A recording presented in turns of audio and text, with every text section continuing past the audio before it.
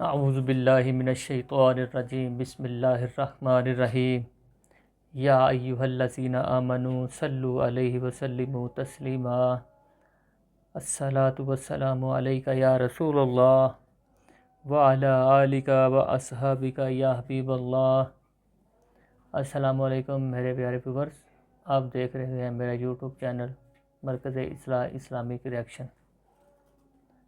تو ویور جس نے آج درود پاک نہیں پڑھا وہ ایک دفعہ درود پاک پڑھ لیں۔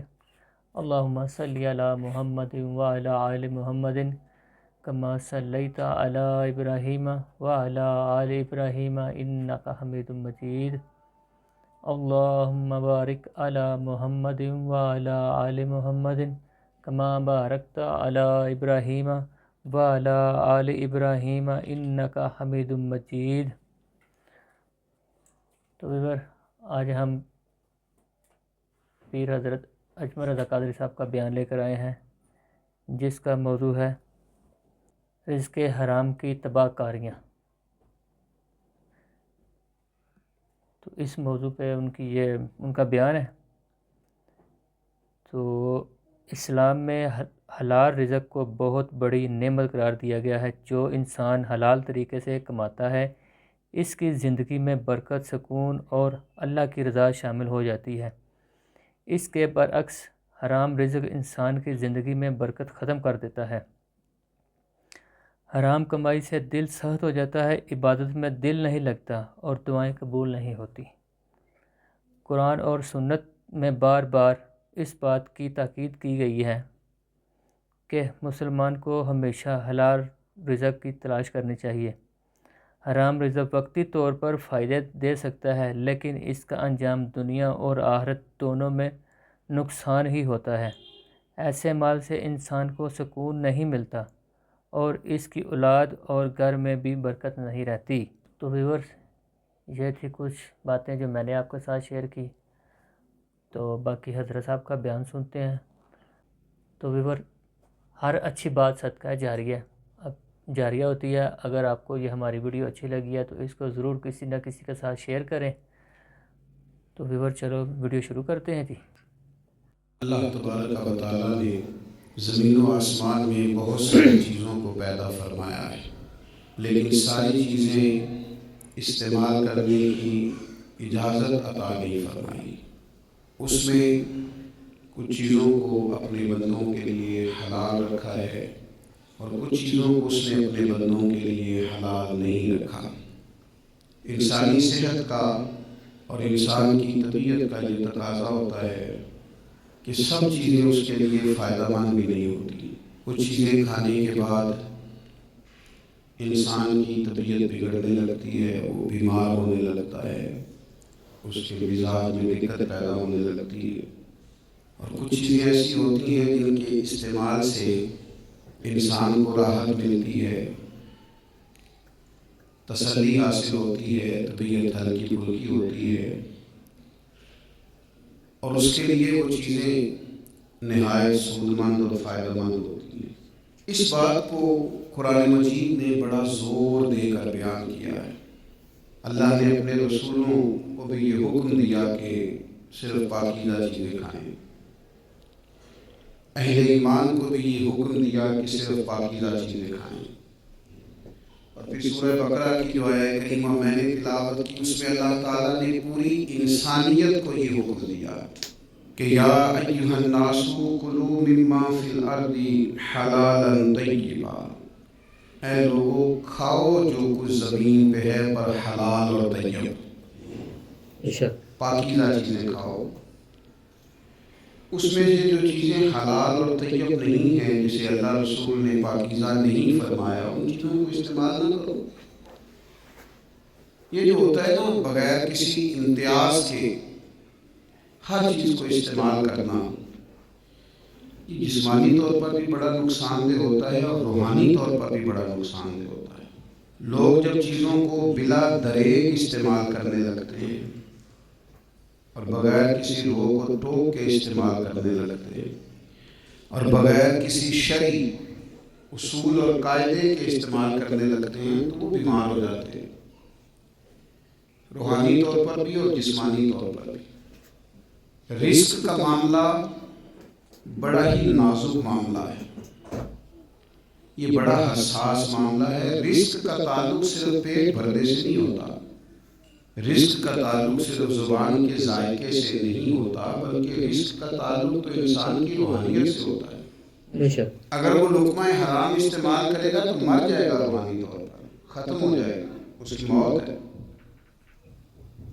لیکن اگر رزق کو پاکیزہ تو جیسا کہ جیسا بیان کر رہے ہیں کہ رزق حلال کے بارے میں، جیسے اللہ تعالیٰ نے بھی قرآن پاک میں فرمایا کہ تمہارے لیے وہ سب چیزیں حلال ہیں جو زمین پر ہیں، جو حلال ہیں وہ تم پہ حلال ہیں، ٹھیک ہے۔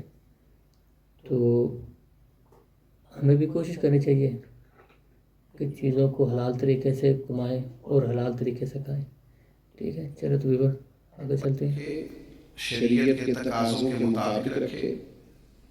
پہلے تو لوگ تقوی اختیار کیا کرتے تھے، پرہیزگار ہوتے تھے، تو ان پرہیزگاریوں کا اگر خیال رکھے تو یہ مت سمجھے کہ میں روٹی اور سالن کھا رہا ہوں، بلکہ روٹی اور سالن وجود میں جائے گا تو نور پیدا کرے گا، سبحان اللہ، کیفیات میں مضبوطی آئے گی۔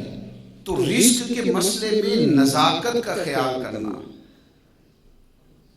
اور احساس رکھنا کہ اس میں کسی قسم کی کوئی ناپاکی شامل نہ ہو جائے، کوئی اس میں کسی قسم کا لقمہ حرام نہ آ جائے، یہ بڑا ہی زیادہ ضروری ہے ہمارے۔ اس میں بالکل سستی نہیں کرنی چاہیے، نہایت احتیاط کا اور نہایت حساسیت کا اس میں خیال رکھنا چاہیے۔ ہمارے ہاں کچھ لوگ وظیفے تو خوب پڑھتے ہیں، عبادات بھی خوب کرتے ہیں، مجھ سے ناراض نہ ہوئیے گا، حج اور عمرہ بھی خوب کرتے ہیں، باقی ساری چیزوں کا بھی خوب دھیان رکھتے ہیں، لیکن اپنے رزق کے معاملے میں احتیاط نہیں کرتے۔ ان کا خیال ہے کہ میں وظیفہ کر کے، چلا کر کے، عبادت کر کے، اللہ اللہ کر کے شاید میں اللہ رسول کا قرب پالوں گا۔ تو یاد رکھیے گا، اگر آپ نے وظائف خوب پڑھے ہیں، عبادات خوب کی ہیں، لیکن رزق کا خیال ہی نہیں کیا، کر دے گا، یہ تو رکاوٹ پیدا کر دے گا سارے معاملے۔ آپ تو آگے بڑھ ہی نہیں سکیں، آپ تو آگے بڑھ ہی نہیں سکیں۔ اللہ کی بارگاہ تک جانے، اللہ کی بارگاہ تک جانے کے لیے، قرب الہی پانے کے لیے، نبی کریم علیہ السلام کے مقدس قدموں تک رسائی، اپنے رب کو منانے کے لیے، اپنے رب کو منانے کے لیے، اور بہت ساری چیزیں، جہاں اور بہت ساری چیزیں حلال کی ہے، وہاں رزق حلال کی بھی بڑی ضرورت ہے۔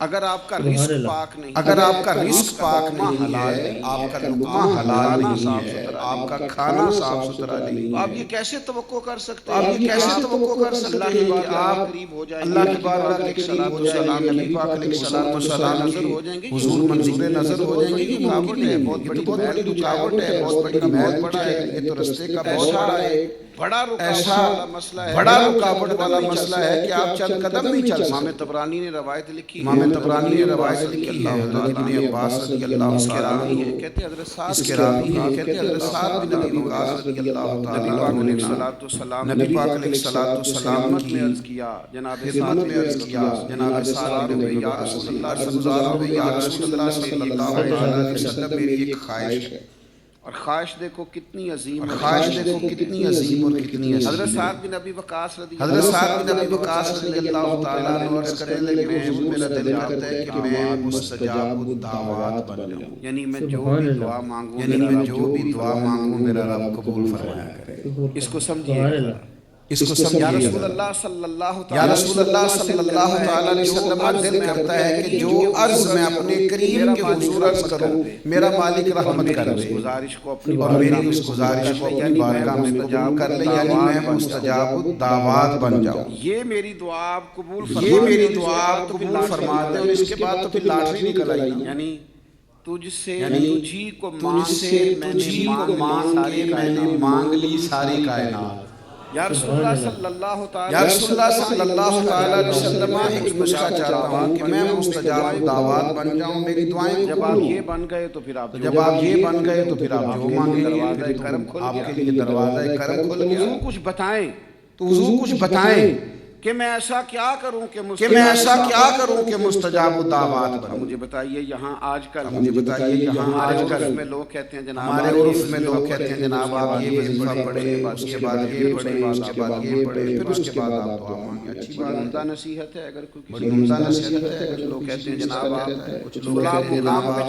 فلاں مقام پہ چلے جائیں اور وہاں جا کے دعا مانگیں تو دعا قبول ہوگی. بالکل ٹھیک ہے. بعض ایسے مقامات ہیں کہ وہاں کی حاضری اللہ نصیب کرے تو دعائیں قبول ہوتی ہیں. پر امام طبرانی حضرت عبداللہ ابن عباس رضی اللہ تعالیٰ عنہ سے یہاں جو روایت لائے ہیں اس میں جو ایک بالکل ہی انفرادی پہلو اللہ کے حبیب علیہ السلام نے ہمیں عطا کیا اور ہماری سوچوں کو ایک نیا زاویہ سرکار نے عطا کیا.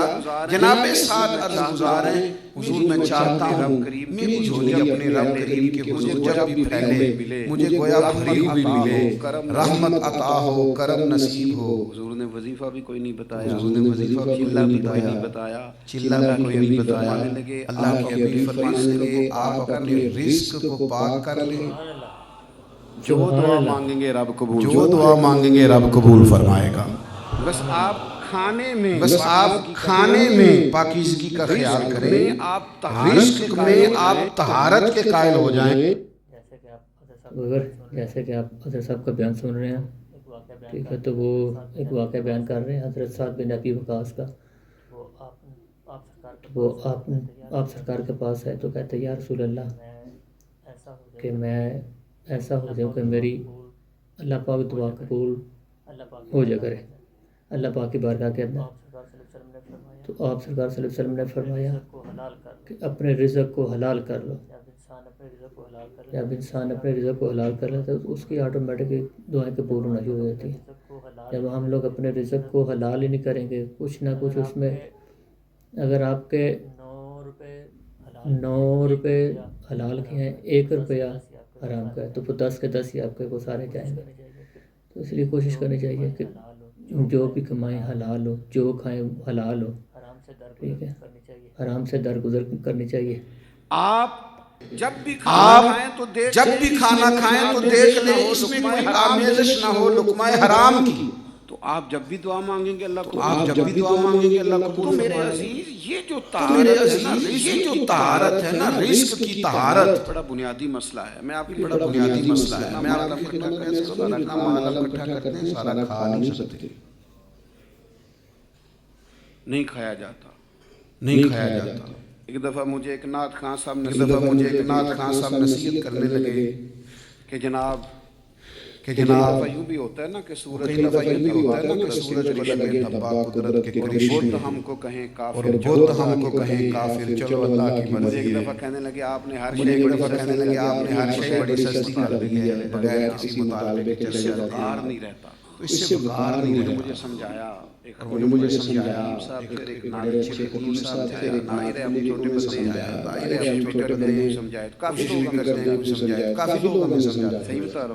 کافی بندے ہم بھی چلو سمجھنے کو تیار بیٹھے. وہ کہنے لگے کہ وقار نہیں، مجھے مثال دی. کہنے لگے بتائیں کی فیس، ایک ڈاکٹر کی فیس کچھ بھی نہیں، روپے اور 10,000. لوگوں کی نظر میں قیمتی کون ہوگا؟ کہ ویکھو نا میں لینا سی تو تسی کچھ بھی نہیں مانتے. پھر بندیاں کنوں قیمتی سمجھنے؟ میں کہ گل تینوں کس آکھیا ایسی کچھ نہیں لیتے،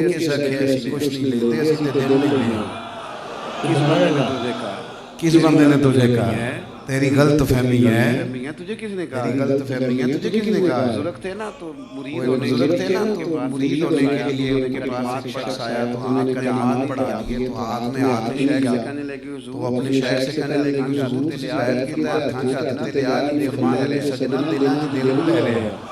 تو سودا کو دل کا ہے. سبق دیتے ہیں نا جی، تو لوگ سبق دیتے ہیں نا جناب، سبق پڑھاتے ہیں، کہتے ہیں جناب کمال ہو گئی. تو میں نے ان کی ساری بات سمجھ لی. میں نے کہا کہ آپ نے مجھے بڑا سمجھایا، آپ کی محفلیں کرتے ہیں، روٹیاں کنیاں کھاندے ہو؟ کہنے لگا جی وہ 2-3 آئی. تو میں کہنے لگا جی وہ 2-3 آئی میں 100 کھاندے ہو روز دی. بھائی کتنی روٹیاں کھا سکتے ہیں بتائیں؟ کتنی روٹیاں کھا سکتے ہیں بتائیں؟ اتنا بڑا اللہ نے بندے کا پیٹ اتنا بڑا 2-3 کھا لے گا کیا کرے گا؟ 2-3 کھا لے گا کیا کرے گا؟ تو میں کیا 160 آپ روز لیتے کھاتے کتنا؟ میں نے کہا جب اللہ نے آپ کو لمیٹڈ بنایا ہے تو آپ لمیٹڈ کیوں ہوتے ہیں؟ حضور کی ثنا خوانی کرنی ہے، ثنا خوانی کرنی ہے، کر کے تو دیکھو اس میں تو کرم ہی بڑا ہے، اس میں تو عطا ہی بڑی، اس میں تو عطا ہی بڑی۔ تو میرے عزیز یاد رکھیے گا، یہ مت سمجھیں کہ رزق اگر آپ کا پاک ہے تو یہ کوئی معمولی بات ہے، یہ تو آپ کی دعاؤں کی قبولیت کا سبب ہے۔ اور دوسری حدیث تو ترمذی میں حضور علیہ السلام فرماتے ہیں ایک شخص لمبا سفر کر کے آتا ہے، اس کے کپڑے گردہ سے کیا مراد ہے، اور آتا ہے سے کیا مراد ہے، تو شارحین حدیث فرماتے ہیں لمبا سفر کر کے آتا سے مراد یہ کہ مکے آتا ہے، مدینے آتا ہے، حرمین آتا ہے، مانگتا ہے یا رب، پھر دعا مانگتا ہے یا رب یا رب یا رب، لیکن حضور فرماتے ہیں اس کی دعا قبول نہیں ہوگی۔ اتنا لمبا سفر کیا ہے، کپڑوں پہ گرد پڑی ہے، بڑی تکلیف برداشت کی ہے، حضور کیوں قبول نہیں ہوگی؟ تو حضور فرماتے ہیں جو کھایا ہے وہ بھی حرام، جو کھایا ہے وہ بھی حرام پیسوں، جو پیا ہے وہ بھی ناجائز پیسوں، جو کپڑے پہنے ہیں وہ بھی اس کے نہیں جائز نہیں تھے۔ رزق کی ناپاکی ہے کہ رب کا رشتہ کمزور، وہ کریم رب جو گناہگار سے گناہگار کی دعا بھی قبول کرتا ہے، اس کی قبول نہیں کرتا جس کے رزق میں طہارت نہ ہو، جس کی روزی روٹی ناپاک ہو، اس کی دعائیں اللہ کے حضور قبول نہیں ہوتی۔ میرے اس میں یاد رکھیں، اس میں تھوڑی احتیاط کریں۔ آج کل نا بڑی بے احتیاطی ہے، مجھے ایک بات کہہ لینے دیں، ہم کسی چیز سے کسی کو منع کرتے ہیں، وہ ساتھ ہی 2 فتوے اور لے آتا ہے، وہ کہتا ہے جی میں نے فلانے سے پوچھا ہے، آپ کہتے ہیں میں نے فلانے سے پوچھا ہے، آپ کچھ کہہ رہے تھے انشورنس سے پوچھ کے گئے یا انشورنس کرانی چاہیے، میں نے کہا یار بچنا ہی بہتر ہے۔ 4 فتوے میرے پاس لے آیا کہ فلانے نے بھی کہا کرا لیں، فلانے نے بھی کہا کرا لیں، فلانے نے مسئلہ کہا کیا ہے، آپ کا پروگرام بن گیا، آپ کا پروگرام بنا، آپ کا نام کرانی ہے، ارادہ ہے آپ نے کرانی ہے، تو دلیل بھی کہیں نہ کہیں جائے، تو کہنے لگے آپ نے جائے، تو کہنے لگے آپ اتنے انکاری کیوں ہیں؟ میں نے کہا میں اس لیے انکاری ہوں کہ میری انشورنس میرے رب نے کر کے بھیجا ہے، کتنی عمر جیے گا، کتنا رزق کھائے گا، کتنے بچے ہوں گے، کتنی سانسیں ہوں گی، تو نہیں کرانے کی کیا ضرورت ہے؟ ہر چیز طے ہے، آپ نے نہیں کیوں کرانی ہے؟ وجہ بڑے سیانے ہیں، بڑے بڑے عجیب و غریب قسم کے فتوے، فلانی چیز تھوڑی سی گول کر لو، فلانی بھی، مجھے کہنے لگے کہ چلیں اختلاف تو آ گیا نا، پھر گئی گنجائش تو بن گئی، تو میں نے کہا پھر میرے پاس بخاری کی حدیث ہے، نبی پاک علیہ السلام نے فرمایا ایک حلال ہے وہ میں واضح ہے، ایک حرام ہے وہ واضح ہے، ایک میں شک ہے، میرے کریم رسول فرماتے ہیں شک والی چیز سے بچنا، تم نے شک والی چیز سے بھی بچنا، اپنے رزق کو آلودہ نہ ہونے دینا، اپنے معاملات زندگی کے اندر طہارت رکھنا۔ کیا کریں؟ کس طرح آپ کی خدمت کریں، آپ کی خدمت میں عرض کریں کہ یہاں صرف کھربوں روپے والا ہی بدیان ریڑھی والا بھی دکھانے کو پھالا اور لگاتا ہے، اور جب آپ لینے جاتے ہیں تو کہتا ہے نہیں میں نے سارے بھئی آپ نے آگے بڑے بڑے کیوں لگائے، ہاتھی کے دانت دکھانے کے اور کھانے کے، عزیز بھائیوں چھوٹی ذرا سی جگہ پر بدیان، ذرا حضرت محدث اعظم پاکستان مولانا سردار احمد صاحب رحمۃ اللہ علیہ ایک ٹیچر رکھنے لگے، تو کہا جی ہم آپ کو وظیفہ دیں گے، آپ بتائیے، تو انہوں نے کہا جی میں 6 گھنٹے مسلسل پڑھاؤں گا، تو کہا شاید یہ آپ ایسا نہ کریں، تنخواہ کے معاملے کو بہتر کریں، 6 گھنٹے مسلسل آپ پڑھا نہیں سکتے، واش روم نہیں جانا آپ کو، چائے نہیں پینی آپ کو، آپ یہاں لکھیں، حاجات کے میں کلاس چھوڑا، تبھی حاجات کے لیے کلاس چھوڑا۔ آپ چیزوں کو سمجھیں، میں ایسے اساتذہ کو جانتا ہوں، چھٹی کرتے تھے تنخواہ نہیں کیا، تنخواہ کہتے تھے کام نہیں کیا، تنخواہ حلال اور طیب رزق پاکیزہ، اس کی احتیاط کرنا، اس کے پس منظر کو سمجھنا، اپنی روحانیت پر کبھی بھی کسی قسم کا بھی کوئی داغ نہ آنے دینا، اور ذرہ برابر بھی اس میں کوئی کوتاہی نہ آنے دینا. چیز روحانیت کو مزے کی چیز روحانیت امام اعظم کرتی ہے. امام اعظم کا کاروبار رحمۃ اللہ علیہ کپڑے کا کاروبار کرتے تھے. تو جب اس طرح کا موسم ہوتا تھا نا بادل بن جاتے تھے اور امام صاحب کیا کرتے تو امام صاحب کیا کرتے اپنے سیلز مین سے کہتے کہ یہ نا دکان بند کر دو, آج ہمیں سودا نہیں بیچنا. کیوں؟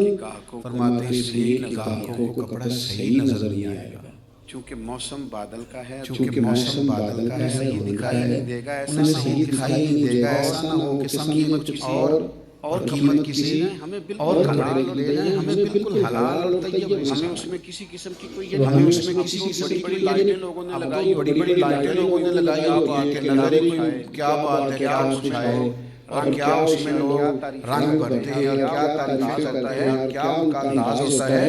اپنے رزق میں ایک دوست کہنے لگے حضرت کے جو لوگ بڑے ڈراتے ہیں نا دوزخ سے, بڑا ہی پریشان کرتے ہیں, بڑا ہی آخرت کے بارے میں سخت جملے بولتے ہیں, روایات سنا کے ہمیں بڑے خوف زدہ کرتے ہیں. قیامت بڑی سخت ہوگی, بتایا کریں کہ اللہ بڑا کریم ہے, قیامت میں اس نے معاف کر دینا ہے, اس نے وعدہ کیا ہے کہ میرا غضب زیادہ نہیں, میرے رحمت زیادہ. اتنا ڈراتے ہیں, سبحان اللہ.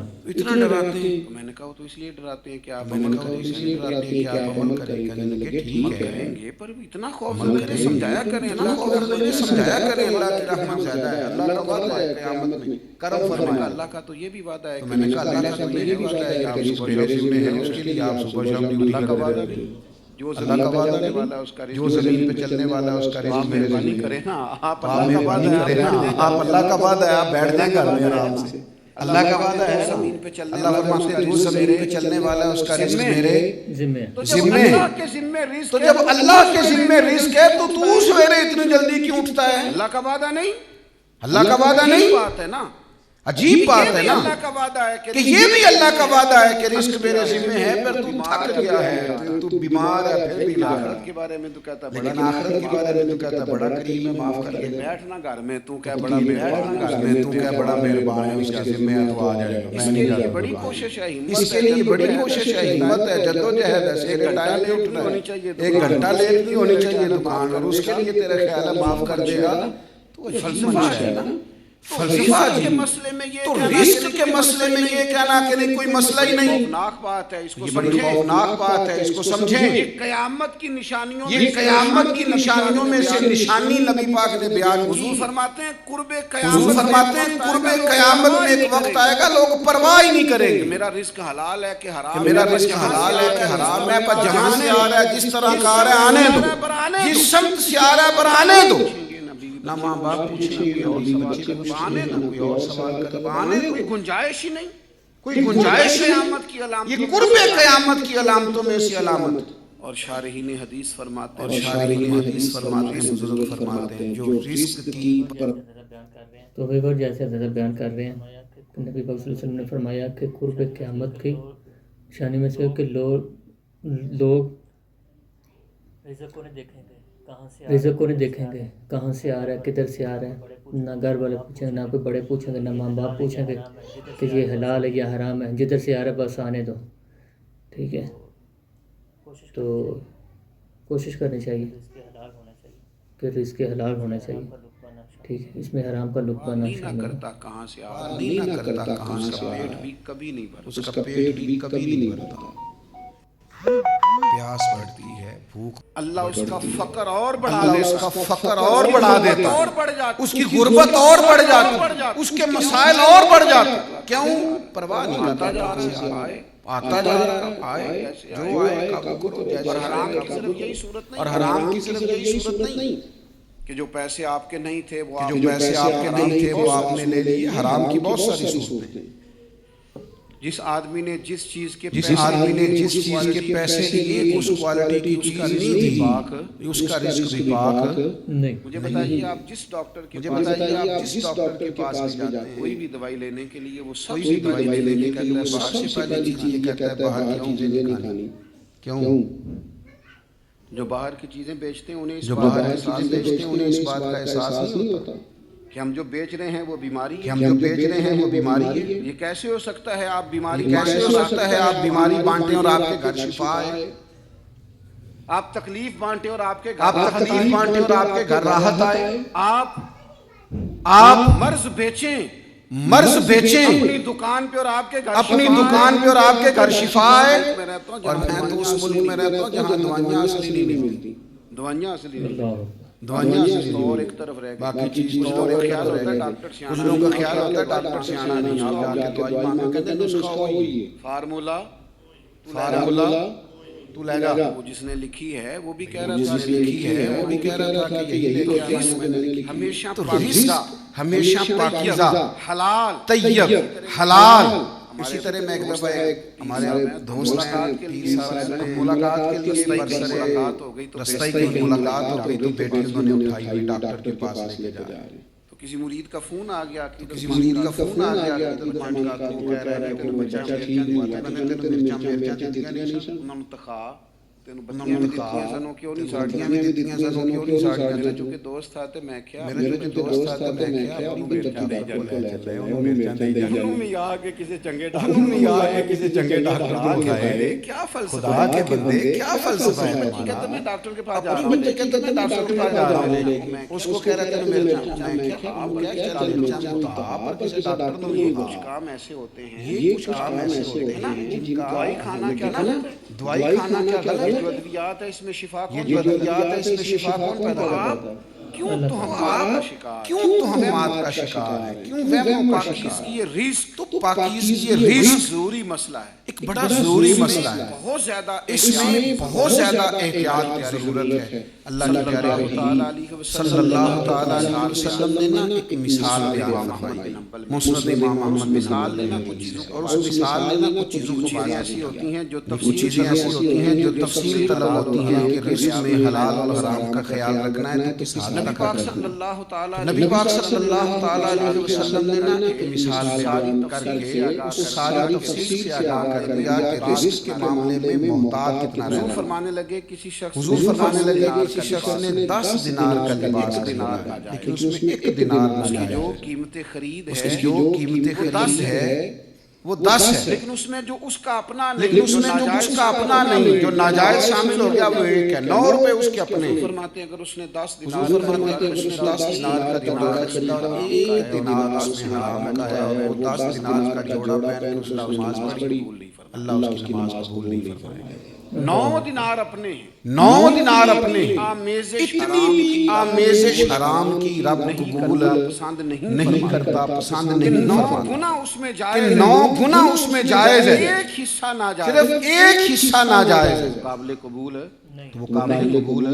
اس حد تک نبی کریم صلی اللہ تعالیٰ علیہ وسلم نے رزق کے معاملے میں ہمیں احتیاط کرنے کا کہا۔ نوجوانوں نے آپ ایسی زیادہ پیسے برکت والے بہتر ہو، آپ کے پاس برکت والی روزی، اللہ تعالیٰ آپ کی اور ہمارے اسی کے اندر سارے مسائل حل کرے، ضروریات پوری۔ میرے ابا شاہ کرتے تھے پیسے ہمیں لوڑ سے دینا کچھ نہ ہو، بس بندے نے کسی سے دینا کچھ نہ ہو، کوئی قرضہ لینے نہ کھڑا ہو دروازے پہ، باقی بہت زیادہ مالدار ہونا اور بہت زیادہ آسودہ حال ہونا، اس لحاظ سے اس میں ناجائز کی طرف جانا یہ درست نہیں ہے۔ بس آپ نے قرض نہ دینا ہو، آپ کے ذمہ کسی شخص کا دین نہ ہو، لقمہ حرام سے اپنے آپ کو 100% بچائیں، 100% بچائیں۔ تشریف لائے تو امام حسن بھی ساتھ میں، تو صدقے کی کھجور کا ایک ڈھیر لگا ہوا تھا، تو امام نے رکھنے کو میری اولاد کے لیے جائے، حضور نے اپنی امت کو سبق دیا کہ اگر کسی کا مال تمہارے بچوں کے منہ میں کھجور کی صورت میں بھی جائے نکال دینا، یہ ضروری ہے۔ یہ جو بے چینیاں ہیں، یاد رکھیں کہ جو بے چینیاں ہیں، بے قراریاں ہیں، دکھ ہیں، یہ جو تلخ لڑائیاں ہیں، یہ جو گھروں کے اندر طرح طرح کا فساد ہے، یہ جو بے چین تڑپتے اور ایک دوسرے سے خفا ہوتے لہجے ہیں، غور کرنے کی کہیں کوئی ایسا بوجھ تو نہیں آ گیا، کہیں کوئی ایسا بوجھ تو نہیں آ گیا، کوئی لقمہ حرام کی کوئی لقمہ حرام کی آمیزش تو نہیں آ گئی جس نے حلال اس قدر زیادہ تلخ کر دی۔ میرے عزیز یاد رکھیے گا، جب تک رزق کے مسئلے میں ہم پاکیزگی والا مزاج نہیں بناتے، ٹھنڈی نہیں کرتے، اپنی طبیعت ٹھنڈی نہیں کرتے، لیکن ایک جملہ کہہ کے نبی پاک علیہ السلام نے اس بات کو کہاں پہنچا دیا، فرمایا حرام سے پلے گا، حرام سے پلے گا، گوشت حرام سے جو پلے گا، گوشت حرام سے پلے گا، جنت میں نہیں حضور فرماتے ہیں وہ جنت میں نہیں جائے گا، جنت میں چونکہ نہیں جائے گا، جنت میں چونکہ حرام پلا سے ہے تو وہ جنت وہ کے حرام لیے سے ہے، اس کا وہ ٹھکانہ جنت کے لیے نہیں ہے، اس کا اور ٹھکانہ کچھ اور ہے۔ احتیاط کرنا، تھوڑی سی احتیاط کرنا، تھوڑا سا لحاظ کرنا، سمجھنا، تھوڑا چیزوں کو سمجھنا، تھوڑا غور کرنا۔ یہاں یہ حالت ہو گئی ہے کہ چند ہزار روپے کے معاملے میں لوگ غیر محتاط، غیر محتاط، سمجھدار نہیں۔ حضرت ابو الحسن رحمۃ اللہ علیہ فرمایا کرتے تھے، میں بغداد کے اس تاجر کی 2 بیویوں کے بارے میں ہر روز دعا کرتا ہوں۔ وہ روز دعا کرتے تھے تو لوگوں نے روز دعا کرتے تھے تو لوگوں نے کہا حضور کون سا تاجر، کون سی بیویاں؟ کہنے لگے یہ ہمارے بغداد کے تاجر تھا، ملک شام تجارت کے لیے جایا کرتا تھا، تو اس کو وہاں مہینوں رہنا پڑتا، بڑا لمبا تھا، سفر بھی بڑا لمبا تھا، ظاہر ہے گھوڑے پہ یا پیدل جانا پڑتا تھا، اس میں جانا پڑتا تھا، تو اس نے سوچا میں مالدار وسعت ہے تو وہاں نکاح کر لیا، شادی کر لی، ایک شادی کر لیا، پہلی مکان بھی لے لیا، پہلی بیوی کو بتایا نہیں۔ بیوی آپ کو پتہ ہے بڑی سخت قسم بیوی آپ کو پتہ ہے بڑی سخت قسم کی جاسوس ہوتی ہے، جو کسی کو پتہ نہیں چلتا، چل جاتا ہے، بیوی کو پتہ چل جاتا ہے۔ ظاہر ہے کہ پہلے یہاں سے کپڑے یہاں سے کپڑے دھل کے جاتے تھے، یہاں سے کپڑے دھلے جاتے سارے تھے، معاملات چیزیں اب سارے معاملات اور طرح کے ہونے لگے، تو بدلے سے میری سرکار نظر آ رہی، سمجھ آ گئی، اس کو تھوڑی سمجھ آ گئی۔ اس نے ایک بندے کو پیسے دیے کہ اس نے بندے کو پیسے دیے کہ اب یہ شام جائے تو ذرا اس کی جاسوسی تو کرنا، تو وہ شخص ملک کے شام تک وہ شخص ملک کے شام تک جاسوسی کرنا کہ آپ واپس آ کے اس کا نکاح کر رہے ہیں، میرے شوہر سے نکاح کر رکھا ہے، گھر بسایا ہوا۔ اس نے کہا پوچھ لیتی ہوں، لیکن اس نے کہا پوچھ شام سے لیکن یہ کہ ملک شام سے ہجرت کر کے تجارت کر کے واپس آیا تو بیمار تھا بڑا سا۔ خاتون بڑی سمجھدار تھی، اس خاتون بڑی سمجھدار تھی، اس نے کہا یہ ٹھیک گیا نہیں تھا جاتا ہے، کچھ ٹھیک نہیں تھا، گیا تھا تب کچھ ٹھیک نہیں تھا، واپس آیا تو زیادہ بیمار ہو گیا تو کچھ بہتر ہو جاتا ہے۔ پوچھوں گی کہ آپ نے تو مجھے میں اس سے پوچھوں گی کہ آپ نے مجھے نہیں بتایا، آپ نکاح کر رکھا ہے، لیکن اللہ کچھ اور منظور تھا، اسی بیماری میں وہ تاجر فوت ہو گیا۔ سوال جواب کا وقت، سوال جواب کا وقت، شیخ ابو الحسن رحمۃ اللہ علیہ فرماتے ہیں عدت گزری، اولاد تھی نہیں، 2 ہی بیویاں تھیں، کوئی رشتہ نہیں تھا، عدت گزری، بیوی نے تو اس بیوی نے جس کے جو پاس بغداد میں تھی، جس کے پاس لاکھوں کروڑوں کے حساب سے ورثہ چھوڑ گیا تھا، اس نے اس کے 2 حصے کیے جائے، اور اسی جاسوس کو ساتھ اور لیا، اسی جاسوس کو ساتھ لیا اور ملک شام جا چلے کے کہنے لگی بہن جا کے کہنے لگی بہن وہ میرا شوہر نہیں تھا، تیرا یاد تھا، حصہ تیرا بنتا ہے، تو یاد حصہ تیرا بنتا ہے، وہ کہنے لگی جس تو رکھ لے، تو وہ کہنے لگی جس رب رسول کو تو مانتی ہے میں بھی اسی کو مانتا ہوں۔ کہا معاملہ کیا ہے؟ کہنے لگی کہا معاملہ کیا ہے؟ کہنے لگی بالکل وہ میرے شوہر مجھ تھے، سے نکاح کر رکھا تھا، مجھ سے نکاح کر رکھا تھا، مجھے اخراجات اس بار دیتے جب تھے، وہ آئے تھے تو بیمار، اس بار جب وہ آئے تھے تو بیمار تھے، کہنے لگے مجھ سے تجارت مجھے کہنے لگے مجھ سے تجارت بھی نہیں ہوتی اور مجھے لگتا بھی میں نہیں ٹھیک ہو کہ سکوں، اس بیماری میں ٹھیک ہو دوبارہ سکوں، آ سکوں، خدا جانے دوبارہ آ سکوں کہ نہ آ سکوں۔ مجھے انہوں نے 3 لفظ کہہ کے طلاق کی آزاد بھی کیا، مکان بھی دیا، مکان بھی دیا، کچھ رقم بھی دے دی، کچھ اور ضروریات کی چیزیں بھی دے دی کہ یہ تمہارے میں آنے والے وقت میں وقت میں آنے والے وقت میں تمہارے کام آئیں گے، ڈھیر سارا مجھے مال دیا بہن، میرا جو بنتا تھا مجھے مل چکا ہے۔ اب چونکہ جب ان کا انتقال ہوا تو میں بیوی نہیں تھی، بیوی سے لہٰذا اس سارے کی مالک لہٰذا اس سارے کی مالک تو ہے۔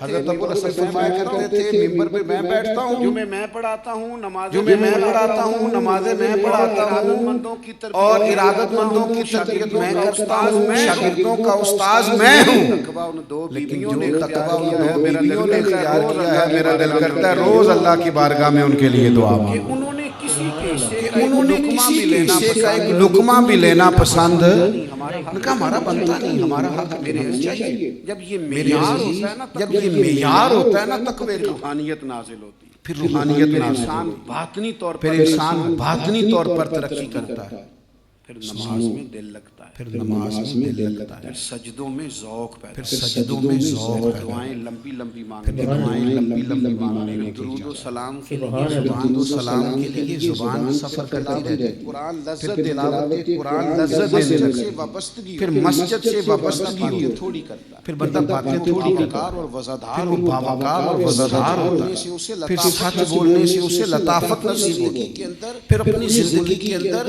لوگوں خوش سے خلقی، سلوک، لوگوں سے حسن سلوک، مثبت باتیں، اپنے ذہن میں مثبت باتیں، یہ ساری اللہ تعالیٰ اسے عطا کرتا ہے۔ کے معاملے اپنے میں بہت رزق کے معاملے میں بہت احتیاط، تھوڑی سی بھی بد ہضمی، یہ تھوڑی سی بھی بد ہضمی حرام شامل ہو اگر گیا لقمہ حرام شامل ہو گیا تو یہ بڑا خوفناک نتیجہ نکلے گا۔